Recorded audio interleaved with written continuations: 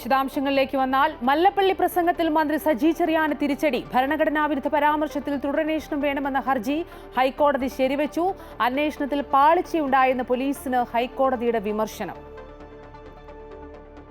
അതേസമയം ഭരണഘടനയെ അപമാനിച്ചെന്ന കേസിലെ ഹൈക്കോടതി വിധിയുടെ പശ്ചാത്തലത്തിൽ നിലവിൽ മന്ത്രിസ്ഥാനം രാജിവെക്കില്ലെന്ന് സജി ചെറിയാൻ തന്റെ ഭാഗം കേൾക്കാതെയാണ് കോടതിയുടെ വിധി. നിയമപരമായ തുടർ നടപടികൾ സ്വീകരിക്കുമെന്നും ഹൈക്കോടതി വിധി അന്തിമമല്ലെന്നുമായിരുന്നു മന്ത്രി സജി ചെറിയാന്റെ പ്രതികരണം.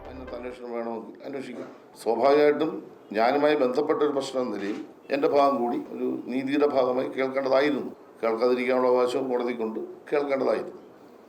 അത്തരത്തിൽ കേൾക്കാത്തിടത്തോളം കാലം ബഹുമാനപ്പെട്ട ഹൈക്കോടതിയുടെ ഉത്തരവ് പരിശോധിച്ച് നിയമപരമായ തുടർ നടപടികൾ എന്താണ് സ്വീകരിക്കുന്നത്.